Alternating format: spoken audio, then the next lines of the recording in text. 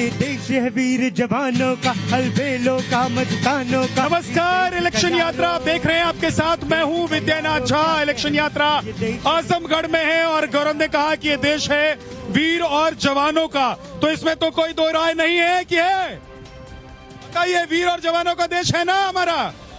हाँ, तो इसी पर तो मैं आप लोगों की हामी चाहता था। विद्यानाथ झा मेरा नाम है। इलेक्शन यात्रा में लगातार आप देख रहे हैं कि हम अलग अलग लोकसभा क्षेत्रों में पहुंच रहे हैं और वहां के लोगों से तो बात करते ही हैं, और रोज जो बड़े बड़े मुद्दे बड़े बड़े नेता इस चुनाव में उठाते हैं और वो मुद्दा बन जाता है, उस पर भी बात करते हैं।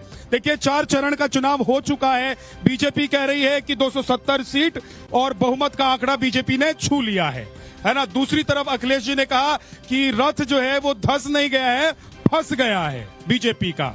तो बीजेपी इस बार 140 भी पार नहीं कर पाएगी। 140 करोड़ की जो जनता है वो बीजेपी को 140 भी पार नहीं करने देगी। तो ये बयानबाजी है, लेकिन दूसरी तरफ आपको बता दें कि इंडिया गठबंधन, इंडी गठबंधन, जो भी आप कहें, वो गठबंधन अपने ही जाल में फंसता हुआ भी नजर आ रहा है, क्योंकि हाल ही में आपने देखा कि लगातार इस बात को लेकर बहस होती रही कि क्या पिछड़े और दलितों का जो आरक्षण है उसको मुसलमानों को दे दिया जाएगा या फिर मुसलमानों के लिए आरक्षण की व्यवस्था की जाएगी। इस पर खूब बहस हुई। आज इस पर भी बात करेंगे, क्योंकि हम आजमगढ़ में जहां पर खड़े हैं यहां पर MY समीकरण है और ये समाजवादी पार्टी का गढ़ रहा है। मुलायम सिंह यादव, अखिलेश यादव यहां से सांसद रहे हैं। हालांकि पिछली बार यहां से बीजेपी ने अपना कमल खिलाया था। इस बार भी 2019 की तरह ही, 2019 के बाद जो उपचुनाव हुआ था उसकी तरह ही दोनों ही नेता मैदान में हैं। एक तरफ निरहुआ है और दूसरी तरफ धर्मेंद्र यादव है समाजवादी पार्टी से। तो किसका किला बचेगा और किसके किले पर कौन कब्जा कर लेगा? क्या बीजेपी फिर से यहां वापस लौट कर आएगी? इस पर बात करेंगे। एक रिपोर्ट आपको दिखा देता हूं, उसके बाद जनता हमारे साथ है, जोरदार ताली बजा दीजिए। और मंच पर नेता हमारे साथ हैं, इनसे सवाल करेंगे और इनके दिल की बात जानेंगे एक रिपोर्ट के बाद।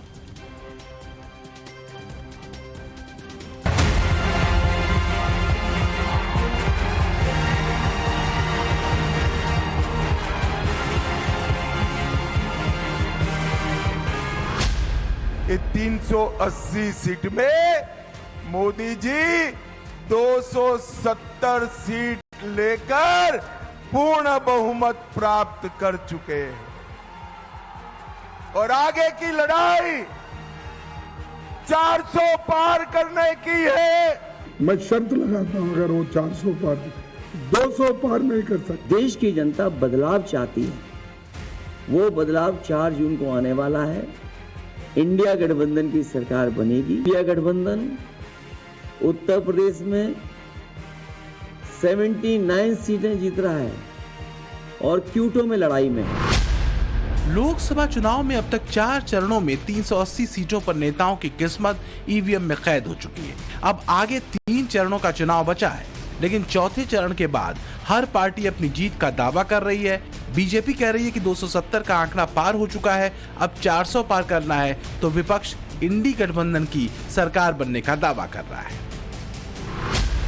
380 सीट में मोदी जी 270 सीट लेकर पूर्ण बहुमत प्राप्त कर चुके हैं और आगे की लड़ाई 400 पार करने की है। हम लड़ रहे हैं मजबूती के साथ, एक होके आगे बढ़ रहे हैं और ये 4 इलेक्शन के नतीजे देखने के बाद हमें ऐसा है, रिपोर्ट्स आए हैं कि गठबंधन आगे है और बीजेपी पीछे है।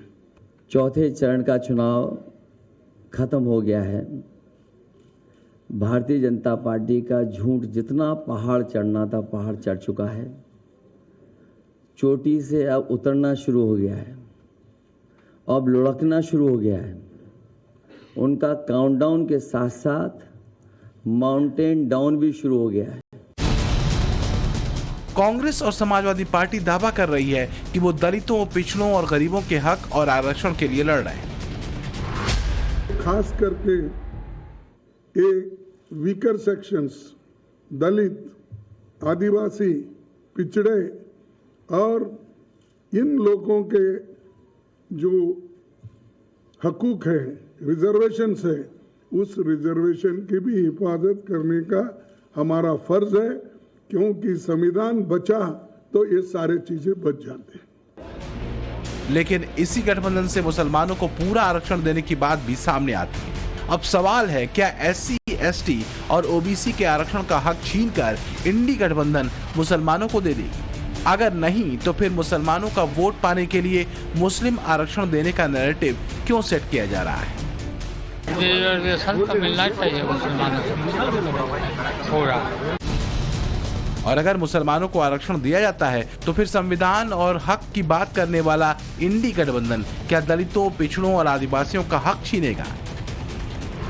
देश में अनुसूचित जाति, जनजाति और पिछड़ी जाति को मिलने वाले आरक्षण के लोग विरोधी हैं। ये लगातार इस प्रकार का षड्यंत्र कर रहेंगे। इन सारे सवालों का जवाब जानेंगे आजमगढ़ की जनता से। नवभारत की इलेक्शन यात्रा पहुंच चुकी है आजमगढ़ में। बात आजमगढ़ की करें तो मुस्लिम और यादव बहुल इस सीट को समाजवादी पार्टी का गढ़ माना जाता है। 2014 में मुलायम सिंह यादव यहीं से सांसद बने थे। 2019 में अखिलेश ने यहां से जीत दर्ज की।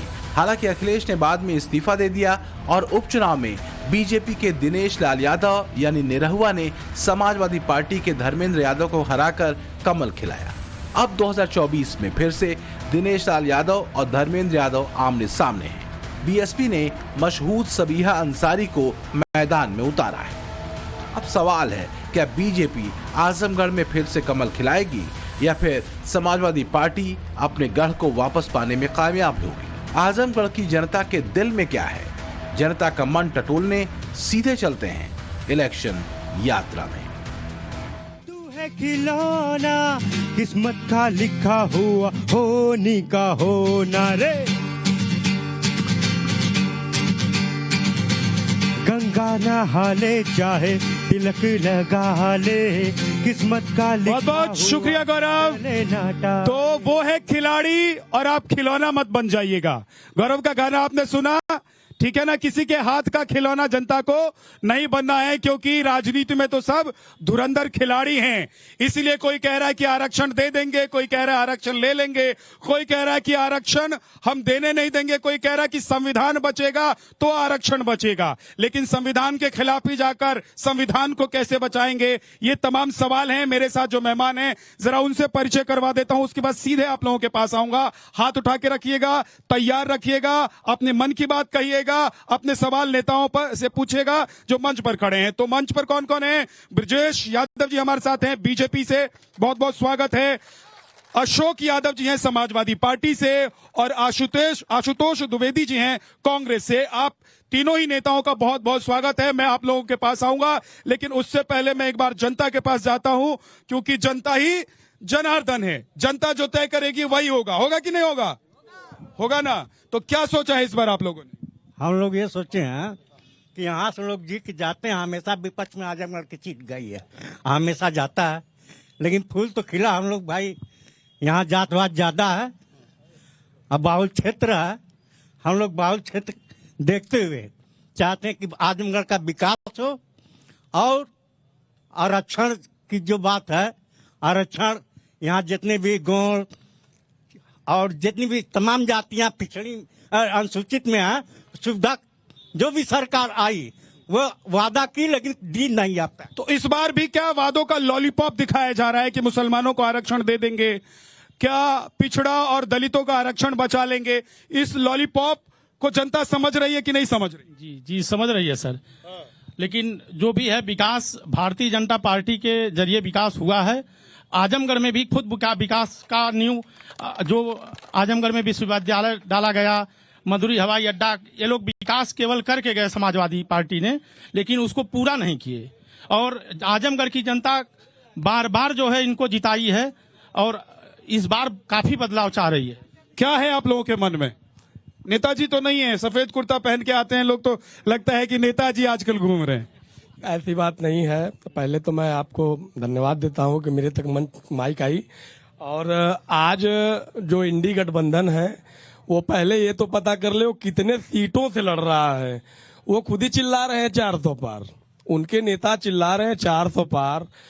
और अखिलेश जी का भी बयान आपने देखा है। सुबह में उनका बयान आया था खड़गे जी का कि हम 10 किलो राशन देंगे। कुछ दिन पहले इन्हीं के लोग चिल्ला रहे थे कि राशन से शासन नहीं चलेगा और 5 की जगह 10 दे रहे हैं। राशन से शासन नहीं चलेगा, लेकिन जब वोट चाहिए तो राशन भी देंगे और पैसा भी देंगे महीने में। क्या जी? मेरा समाजवादी पार्टी के अपने प्रवक्ता से एक सवाल है कि आप मुलायम सिंह ने जो आजमगढ़ के लिए किया उसके लिए हम सब उनका धन्यवाद करते हैं। आप कमिश्नरी दिया उसके लिए उनको बहुत बहुत साधुवाद है। लेकिन उसके बाद जब यहाँ पे 2019 में अखिलेश यादव जी यहाँ से चुनाव जीते थे, 3.5 वर्ष वो आजमगढ़ के सांसद थे। सीधा सवाल है कि 5 काम उन्होंने अखिलेश यादव जी के जो निधि से हुआ हो आजमगढ़ की जनता के लिए हमको गिना दें। ठीक है, एक सेकंड। नहीं, आप बहस में नहीं आए, अपने मन की बात करने आए। हाँ, नाम बताइए। मेरा नाम विनायक सिंह है। मैं अशोक यादव जी से पूछना चाहता हूं कि यहाँ पर समाजवादी पार्टी के 10 विधायक हैं। 10 विधायक अपने घर तक की नई सड़क बनवा पाए तो अपने जनता के लिए क्या कर पाएंगे? उनके घर तक की सड़क बनवाने का काम 1.5 साल में निरहुआ जी ने किया। अरे भाई, सब बीजेपी के ही सपोर्टर है कि कुछ बाकी वाले भी हैं? रुक जाइए, एक सेकंड रुकिए। हाँ, माइक छोड़ दीजिए। मैं भाजपा का ही हूँ, लेकिन मैं भाजपा के प्रवक्ता से पूछना चाहता हूँ, जो नेशनल एयरपोर्ट का विस्तारीकरण हो रहा है, जो 8 गांव जा रहा है, उन गांव के लोगों को यह कहाँ बसाने का प्रस्ताव रखे हैं? वो गांव के लोग कहाँ जाएंगे? और भारत की संस्कृति गांव से विकास करती है, शहर से नहीं करती। ठीक है, एक सेकंड और थोड़ा पीछे चले जाते हैं। हाँ, 1 मिनट। हाँ जी। 13 महीने में जितना निरहुआ ने काम किया है, ये समाजवादी हो, कांग्रेस हो, 75 साल में वो काम नहीं किया हो। निरहुआ ने हवाई अड्डा बनवाया और पूर्वांचल विश्वविद्यालय बनवाया, गरीबों को राशन मिल रहा है, आयुष्मान कार्ड बन रहा है, गरीबों के लिए, किसान के लिए सम्मान निधि हो रही है और अनेक काम इस शासन में। ठीक है। हाँ सर, आपका जो कार्यक्रम शुरू हुआ तो एक गाना बजा था, यह देश है वीर जवानों का। मैं पूछना चाहता हूं अपने सभी प्रवक्ताओं से, जब यह देश वीर जवानों का है तो इस देश के नेताओं को पेंशन क्यों दी जाती है? क्यों दी जाती है? हमारे अरे वो भी तो कभी जवान रहे होंगे, वीरता दिखाई होगी। ठीक है, वो दिखाए हैं, लेकिन बॉर्डर पे जो हमारा पैरामिलिट्री का जवान है, हमारे पुलिस के साथी यहाँ हैं, हमारे सफाई कर्मचारी साथी हैं, उनको पुरानी पेंशन क्यों नहीं दी जा रही है? ठीक है, ये एक सवाल है।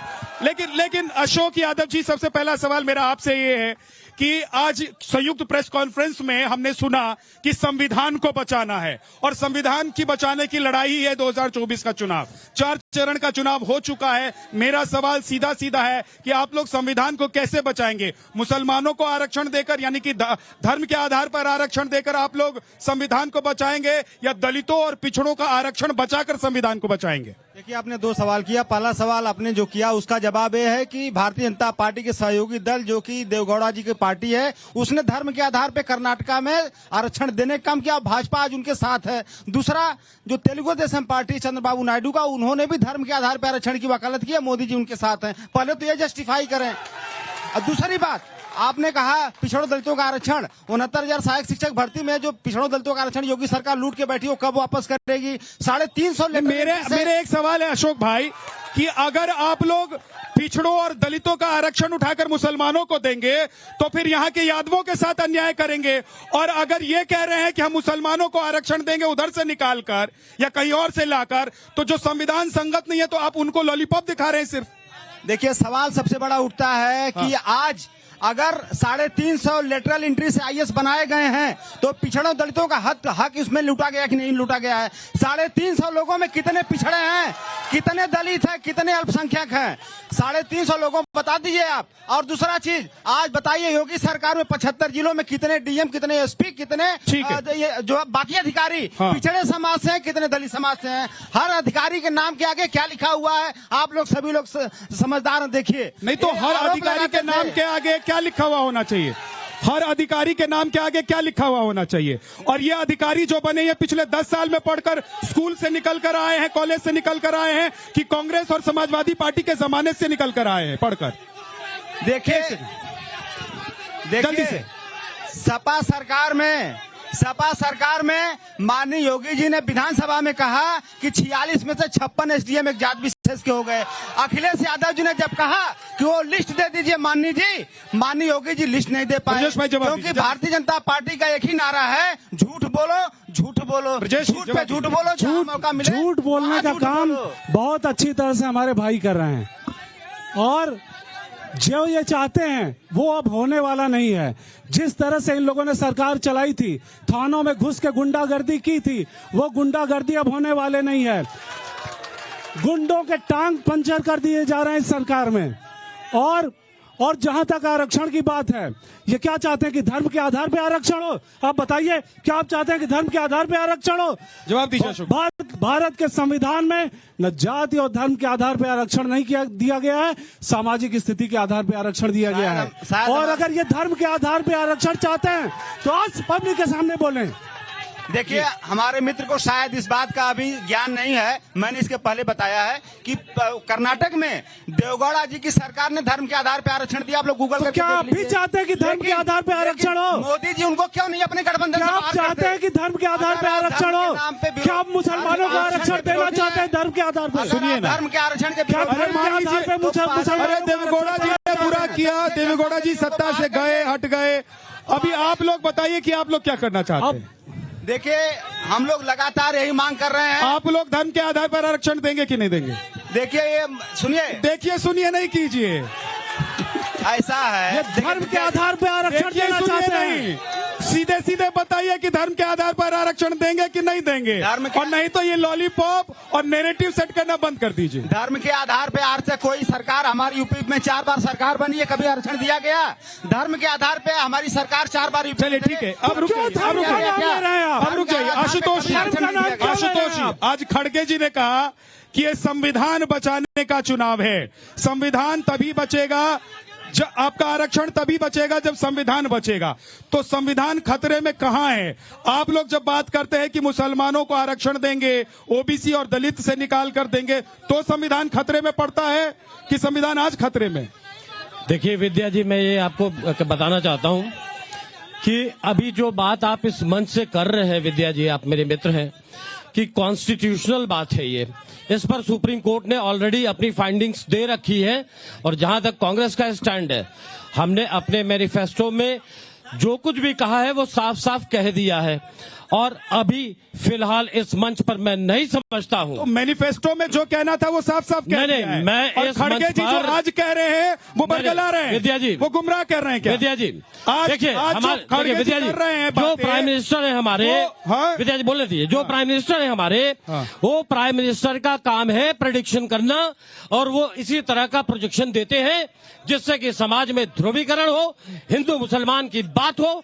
अभी मैं नहीं समझता हूं कि कॉन्स्टिट्यूशनल मसले पर इस तरीके के संवेदनशील कॉन्स्टिट्यूशन पे जा ही नहीं रहा हूं। नहीं, बिल्कुल ये गलत बात है विद्या जी कि वो जैसा प्रोजेक्शन दे रहे हैं, मैं नहीं समझता हूं कि वो सही कर रहे हैं। अभी लालू यादव ने जो कहा उससे सहमत, और अभी हमारे दोस्त ने कहा संविधान कॉन्स्टिट्यूशन पे मत जाइए, हम लोग कोर्ट में नहीं खड़े हैं, अदालत में नहीं खड़े हैं। लालू यादव जी तो आपके ही सहयोगी है ना? हाँ, लालू यादव सहयोगी है कि नहीं है आपके? बिल्कुल है ना? उन्होंने जो कहा उससे सहमत है? क्या उन्होंने संविधान में संशोधन कर दिया? क्या उन्होंने कहा कि मुसलमानों को आरक्षण दिया जाना चाहिए? तो कैसे देंगे बता दीजिए।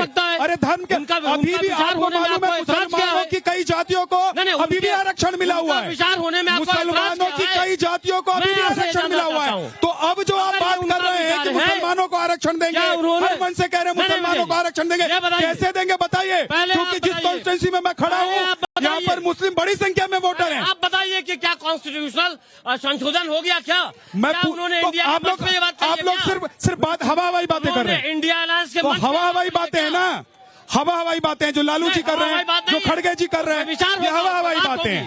ये सिर्फ मुसलमानों को रिझाने के लिए, ये हमको वोट दे दो, बाद में करेंगे की पुरानी संविधान है। और वो दिन गए, वो दिन फाख्ता हुए। मैं आपको विद्या जी बोलते रहिए, मैं 2 लाइन में आपको बता देता हूँ। हाँ। समंदर ये तेरी खामोशियाँ कुछ और कहती है, जुबां कुछ भी कहे तेरी, मगर ये तेरे दामन पर लहू के रंग की बुलकारियां कुछ और कहती है। समझ लीजिए। आराम से, शोर नहीं, आराम से। पहले मैं सभी प्रवक्ताओं का धन्यवाद देता हूं। मैं बीजेपी प्रवक्ता से यह पूछना चाहता हूं कि आप जो बोल रहे हैं धर्म की राजनीति यहाँ हम नहीं करना चाह रहे हैं। हम यहाँ चाह रहे हैं कि हम बेरोजगारों का भी बात हो। मोदी जी अपने भाषण में बोले हैं हर साल 1.5 करोड़ रोजगार देने के लिए हम लोगों को पकौड़ा तलवा रहे हैं, MBA BBA और हम LLB करके पकौड़ा तलेंगे। आपका बच्चा पकौड़ा तलेगा? आप क्या करते हैं? LLB कर रहे हैं, लास्ट सेमेस्टर है, लेकिन अभी तक रोजगार नहीं मिला। MBA करने के बाद अरे एलएलबी वाले भैया रुको तो से, मैं आप लोगों के साथ हूं कि रोजगार होना चाहिए, फिर झगड़ा मत करो। अभी तुम वकील बने नहीं, अभी से शुरू हो गए, वकालत करना शुरू कर दिया। मैं कह रहा हूं कि पहले वकालत की पढ़ाई करोगे तभी तो रोजगार मिलेगा कि नहीं मिलेगा। आराम जो हो गया उसका नहीं। समस्या जो होती है यूपी में बहुत ज्यादा है। आराम से रहोगे तो पूछने दूंगा। सर यूपी में जो पेपर लीक समस्या हम बीजेपी प्रवक्ता से पूछना चाहते हैं। 5 साल में शिक्षक भर्ती नहीं, हम लोग बीएड किए हैं, LLB किए, MA कर रहे हैं, तो हम लोगों को रोजगार कब मिलेगा? सर मेरा एक क्वेश्चन इस मीडिया से है, क्या ये मीडिया बीजेपी का इंजेक्शन लगा के आती है? बस केवल कुछ बोलना चाहती है? हाँ, मैं एक नारी शक्ति हूँ और मैं ये बताना चाहूंगी कि जब मुलायम सिंह जी के राज में मायावती जी सुरक्षित नहीं हो पाएंगी तो हम आम महिला कहाँ से सुरक्षित हो पाएंगे? तो हम इस बार मोदी जी को नारी शक्ति सुरक्षा और सम्मान के लिए वोट करेंगे। ठीक है जी। बाबू जी खड़े हो जाइए, आइए, नाम बताइए। मेरा नाम जगदीश सिंह, सदर लोकसभा का मैं हूँ वोटर। अब मैं ये पूछना चाहता हूँ कि क्या 500 किलोमीटर दूर से जो बॉस हल्ला नहीं करना है, हल्ला नहीं भैया, आराम से अपनी बात करना, हल्ला नहीं करो। हाँ जी, मैं सपा के प्रवक्ता से पूछना चाहता हूँ, ये 500 किलोमीटर दूर से हमारे बीच में कैंडिडेट लिया के मरे हैं, क्या वो आजमगढ़ के भौगोलिक स्थिति को समझ रहे हैं या आजमगढ़ के विकास को किए हैं? इसके पहले पूर्व अखिलेश यादव जब यहाँ से चुनाव जीते थे, वह यहाँ प्रमाण पत्र लेने तक नहीं आए, तो विकास। ठीक है, एक सेकंड, ये आपसे सवाल है अशोक जी, याद रखिएगा आपसे सवाल। मैं कहता हूँ ये भारत है, यहाँ भारत की संस्कृति है और इस संस्कृति में कमजोर वर्ग का रक्षण ही आरक्षण है। हम गाय को पहली चपाती खिलाते हैं, ये भी आरक्षण है। अब ये उसको धर्म से जोड़ करके देख लेंगे, ये हमारे संस्कार में है, ये हमारे संस्कृति में है। हम चींटी को वाटा खिलाते हैं, ये हमारे संस्कार में है। इसलिए हम धर्म के आधार पे आरक्षण नहीं करते, बल्कि हम एक योजना बहत जो हमारे गरीब हैं, जो हमारे इस तरह के लोग हैं, उनको आरक्षण देने की। ठीक, एक सेकंड। हाँ आराम से। हाँ, नाम बताइए। आशीष कुमार पांडे, उत्तर प्रदेश विद्युत आउटसोर्स मजदूर संघ का प्रदेश। हो गया, बात कर। मार्च 2023 में प्रदेश के ऊर्जा मंत्री महोदय ने 3000 कार्मिकों को निकाल के बाहर कर दिया आश्वासन के तौर पे, जो आज भूखमरी के शिकार हो गए। मैं भाजपा प्रवक्ता से पूछना चाहता हूँ कि ये कब तक बहाली करेंगे? ठीक, जिनके बल पर विश्व गुरु बनने का सपना देखा जा रहा है, उन अध्यापकों की पुरानी पेंशन कब बहाल होगी? और जो पुलिस के जवान खड़े हैं, या पुलिस के जवान जो खड़े हैं जिनको कुर्सी पे नसीब नहीं होती, जिसके साए में आप इंटरव्यू ले रहे हैं जनता का, उन्हें भी पुरानी पेंशन बहाल नहीं हो रही। ठीक। सर आराम से, मेरा कुछ सवाल है। मैं पूछना चाहता हूं भाजपा के प्रवक्ता से कि जब यह देश वीर जवानों का है तो 16 साल की जो नौकरी थी, देश के जो बॉर्डर पर लोग देश को बचाने का काम कर रहे थे, उनको 4 साल की नौकरी आपने क्यों किया? ठीक है, अब रुकिए, एक सवाल समाजवादी पार्टी से है, उसका जवाब दीजिए जो उन्होंने पूछा था, और दूसरे का जवाब आप दीजिएगा। पहले समाजवादी पार्टी। देखिए, ऐसा है, ये लोग लगातार इस तरह का नैरेटिव बनाते हैं। हमारे धर्मेंद्र यादव जी के बारे में एक चीज आपको बता दूं, बदायूं में जब वो सांसद थे, उन्होंने अपना निजी घर बनाया था। आजमगढ़ में भी उन्होंने मकान नहीं, उन्होंने धर्मेंद्र जी की बात नहीं की, उन्होंने अखिलेश जी की बात की जी। ये सीट अखिलेश जी 2019 में जीते थे, उससे पहले मुलायम जी थे यहाँ पर। ये बता विद्या जी, यहाँ पे आजमगढ़ में आप जहाँ खड़े हैं, वहाँ से 500 मीटर के अगल बगल जितना विकास दिख रहा है, सब अखिलेश यादव जी की देन है। 500 मीटर के अगल बगल में सारा विकास अखिलेश यादव जी का है। जहाँ पे जो विकास की बातें करते हैं ये लोग और कहते हैं कि धर्मेंद्र जी की देन है या अखिलेश जी की देन है, यहाँ पे जब से दिनेश लाल यादव MP बने हैं, आप देखेंगे यहाँ की सड़कें चमकने लगी हैं। यहाँ पे हमने विश्वविद्यालय बनाया जो कि यहाँ के छात्रों की बहुत जरूरत थी। जल्दी से देखिए, मैं यहाँ के सपा और कांग्रेस जल्दी से दोनों से पूछना चाहता हूँ कि जिस समय सर्वजीत का सर फुटबॉल की तरह खेला जा रहा था, तब ये लोग कहाँ थे? चलिए, बहुत बहुत शुक्रिया, बहुत बहुत धन्यवाद। आजमगढ़ से आज इतना ही, कल बिहार में आपसे मुलाकात होगी।